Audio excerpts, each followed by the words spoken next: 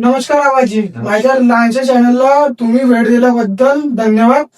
तर मी तुमचे काही क्षण आणि 2-4 प्रश्न घेतो. आबाजी, मी ऐकलं तुम्ही ग्रामपंचायत मध्ये उपसरपंच होते. हो, कोणत्या संबंधी सांगू शकतो मी तुम्ही? शिवरी सरपंच होतो तेव्हा मी उपसरपंच होतो त्यावेळेस. जी माझ्या आजची जे ग्रामपंचायत आहे ते मी जे माझी जे कारकीर्द होती त्यावेळेस ते ग्रामपंचायत माझ्या हातची आहे. जी शिवरीभर सरपंच होता आणि मी उपसरपंच होतो त्यावेळेस ते माझी आजची ते ग्रामपंचायत आहे.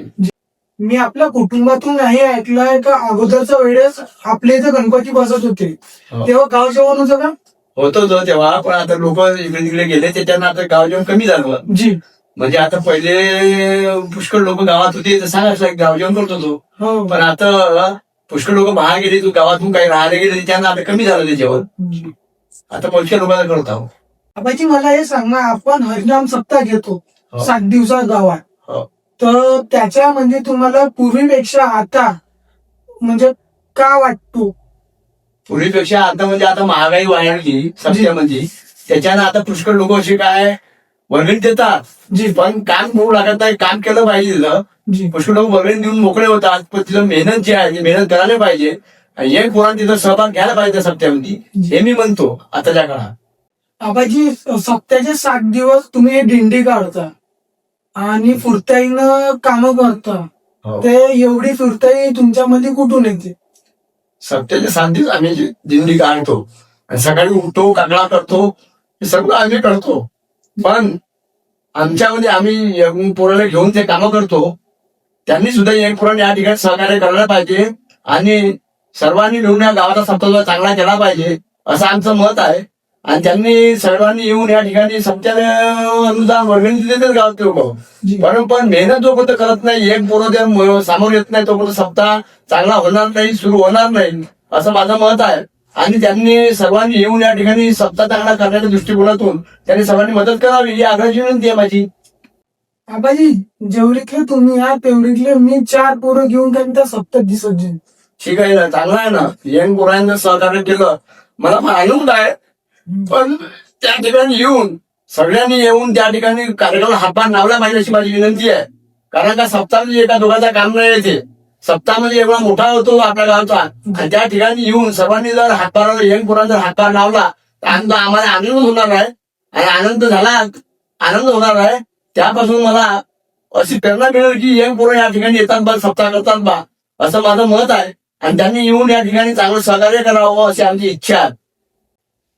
आबाजी, मला हे कळलं की तुमच्या वेळेस तुम्हाला शिकवणारे जे शिक्षक होते ते आपल्या घरी राहायचे, बरेच दिवस राहायचे. हो हे सांगू शकता तुम्ही? हो, माझ्या घरी जे शिक्षक कचेगुरुजी आहे जी ते बरेच वर्ष राहिले आणि त्यांनी मला खूप सहकार्य केलं. त्यांच्याहून इथं पोहोचलो.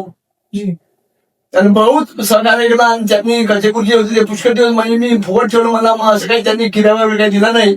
माझ्याकडे जेवण करायचे, घरीच राहायचे आणि त्यांनी मला प्रेरणा दिली. त्याच्यामुळे मी इथं येऊन टेकलो असं मी म्हणतो कचेगुरुजीमुळं. जी कचेगुरुजीने बरेच मध्ये सहकार्य केलं. आबाजी, माझा मित्र प्रज्वल बिले तो सांगत होता की तुमच्या सोबतचे कचरे गुरुजी आहे त्याच्या इथे आला होता. तर हे जे संबंध आहे तुमचे ते कसे टिकून आहे आतापर्यंत?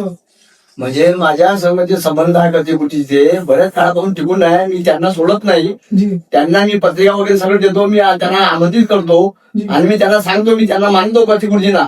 त्यांच्यामुळे मी इथे पण येऊन टेकलो आणि त्यांनी मला खूप मार्गदर्शन केलं.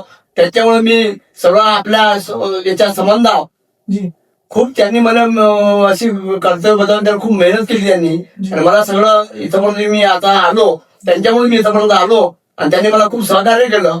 पण मी कचेगुरुजींना सोडू शकत नाही, कारण का त्यांचे संबंध माझे संबंध हे पूर्वीपासून होते आणि ते माझ्या घरी राहत होते फुकट. तरी पण मी त्यांना कचेगुरुजींना मी त्यांना आतापर्यंत या ठिकाणी सहकार्य केलं, परंतु त्यांनी मला पुष्कळ सहकार्य केलं आणि त्यामुळे मला इथं पण येऊन टेकलो मी.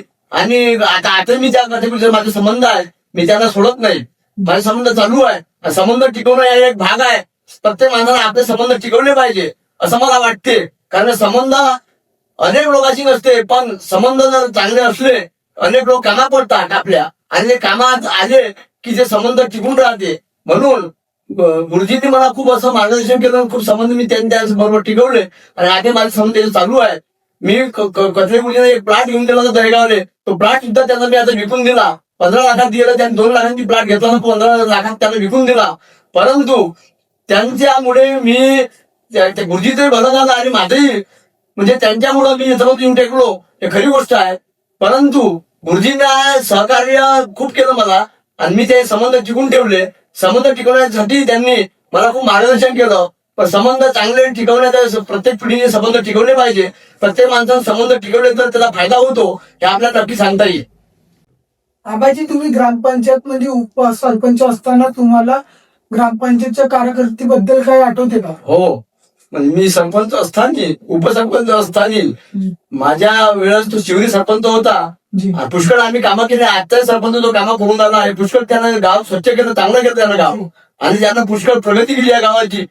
जयस्वाल साहेबांनी सुद्धा खूप मदत केली या ठिकाणी आणि त्यांनी खूप प्रगती केली. सरपंचांनी सुद्धा त्यानं या गावात खूप असे कामं केले. त्यानं स्वतः राबून स्वतः त्यानं कामं केले, म्हणून गाव हे स्वच्छ झाला. एवढे महापुरुषाचे पुतळे बसले, पुतळे त्यानं पुतळे केले, सगळं ते गाव स्वच्छ केला. स्वच्छता अभियान राबवलं त्यांनी. या पुष्कळ असे कामं करून त्यांना गावाने स्वच्छ सुंदर असं खेळ बनवलं आपलं या गावात. म्हणून सर्वांनी, या तरुण वयाच्या पोरांनी या ग्रामपंचायत सहकार्य केलं पाहिजे. ग्रामपंचायत सहकार्य केलं पाहिजे आणि स्वतः येऊन काहीतरी सामोर येऊन हे काहीतरी आपलं स्वच्छ अभियान राबवलं पाहिजे असं मला वाटते. त्यांनी या गावात येऊन सर्वांनी सुंदर असं गाव केलं, हे की मी मला एक चांगलं असं वाटते. आणि या गावात येऊन या गावात सगळ्यांनी, लहान एक पोरांनी सहकार्य करावं असं मला वाटते. एवढंच मी सांगू शकतो. आबाजी, एक शेवटचा प्रश्न आहे. तुमच्या ग्रामपंचायतच्या कारकिर्दीबद्दल मला समोरचा अजून कोण सांगू शकते? माझ्या कारकिर्दीत जे शिवरी सरपंच होता तो सगळं सांगू शकणार आहे. आणि त्यांनी असं पुष्कळ प्रयत्न, त्यांनी गाव सुधारण्याचा प्रयत्न केला. परंतु यंग मुलं त्यावेळेला एवढं सहकार्य करत नव्हतं. आता सहकार्य करतात तरी, येतात तरी, साप्ताहिक तरी येतात तरी. त्यांनी पुष्कळ सहकार्य केलं आणि त्यांनी सुद्धा शिवरी भरणं असे कामं केले. परंतु या गावात यंग पोरांनी येऊन सगळ्यांनी आपला हातभार लावावा अशी माझी विनंती आहे. धन्यवाद आबाजी, तुमच्या 5 मिनिटं मला दिल्याबद्दल व आमच्या चॅनलला दिल्याबद्दल. तर मित्रांनो, लाईक, शेअर, सबस्क्राईब करून टाका. समोरच्या व्हिडिओसाठी बेल आयकॉन ऑन करून टाका. धन्यवाद.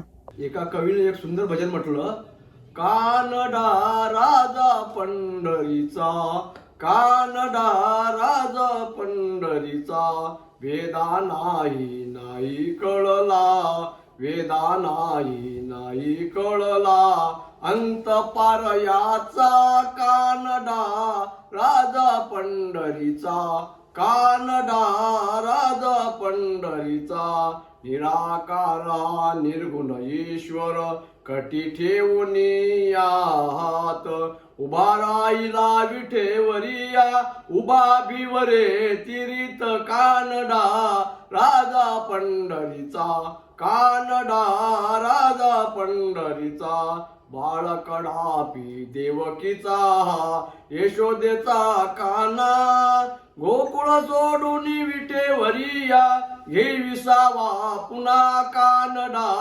राजा पंढरीचा, कानडा राजा पंढरीचा, पुंडलिकासाठी भेटीसाठी, पुंडलिकाच्या भेटीसाठी परब्रह्म हे आले, भक्तासाठी युगे 28 विठेवरी स्थिरावले, कानडा राजा पंढरीचा, कानडा राजा पंढरीचा, वेदा नाही कळला, वेदा नाही कळला, अंत पार याचा कानडा राजा पंढरीचा, कानडा राजा पंढरीचा, कानडा राजा पंढरीचा. याचा भावार्थ असा आहे की भक्तीमध्ये एवढी ताकद आहे की साक्षात परमेश्वर भक्तासाठी एका विठेवर उभा राहिला.